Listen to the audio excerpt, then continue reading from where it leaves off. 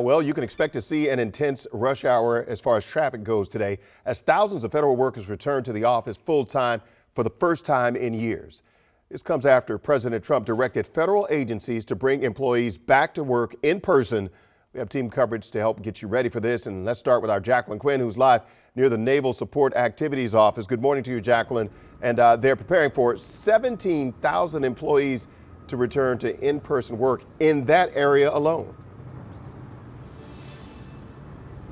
Yeah, that's right. They're all funneling through here. And what didn't really help is just what happened out here. But you can see the traffic backed up, all the brake lights, and then up there, you can see the police activity. That's where that car fire was. And again, because federal workers are going back, this has caused delays. If we can get over to some of the video we have earlier, because this thing was blazing. I mean, we saw flames shooting up for about 20-25 minutes. It looks like, as we heard from Lindsay, there was a car fire there, a single car, from what we could tell there. But it did take some time. And again, just so much backup as cars were going by.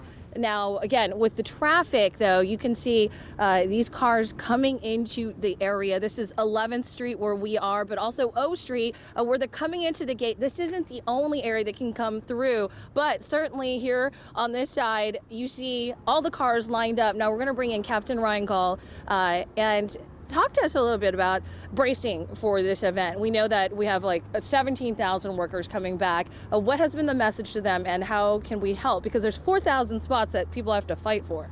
Sure. Yeah. So this is a significant change for the Navy Yard. Over the past several years, hybrid work and telework have meant that our load on the base has been significantly less than it's going to be today. And so, as you said, we're going to have about 17,000 people that we expect to show up for work.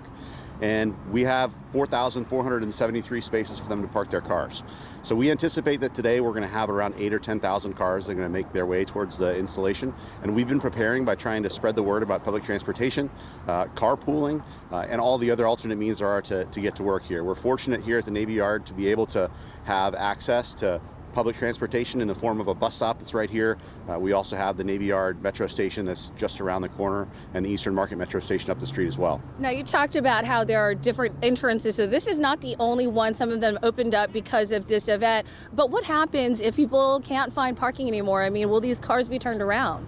So we actually have all of our normal gates open. We're not adding any additional gates. We're adding is additional manpower at the gates so that we can get people through faster. So we're trying to fix the flow problem, but we can't fix the capacity problem. Ultimately, we still have those 4,473 spaces, and that's all we have. So we're monitoring our parking garages to see how they get to what happens when they get to capacity. We're monitoring our roadways inside the installation to make sure that we're maintaining a safe and as efficient environment as we can. And when we reach that time at which our lots and our garages are full, we're going to start directing vehicles off of the installation because there's nowhere for them to go anyways. There's some limited street parking that's available here in the neighborhood. There's also parking across the river. There's a WMATA garage that generally has a lot of capacity that we've been educating people about. But the bottom line is they're not gonna be able to park in the installation, and we gotta get them off. Okay, so can people be dropped off, and will that help? So they can be dropped off, but you're gonna have to wait in this traffic in order to do it, or get somebody to drop you off close by. You can always walk on the installation as long as you have a valid DoD ID card. Okay. All right. So really good tips there. Again, we're seeing the backup out here. We're going to continue to monitor this as all these cars come in at this time. But for now, we'll send it back to you guys.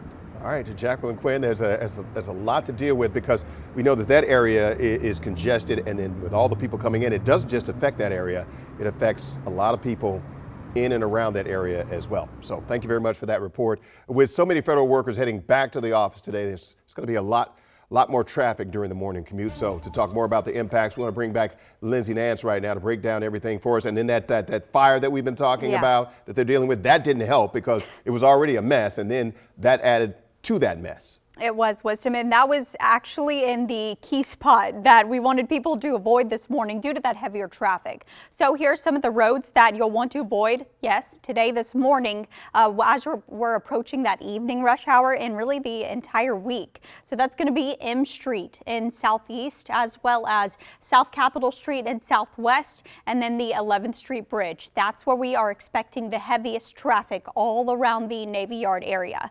These roads are already busy on any given day, so expect extra delays today, as we've already seen. Try and take Metro Rail or Metro Bus if you can, but if you do have to drive, I have some detours for you.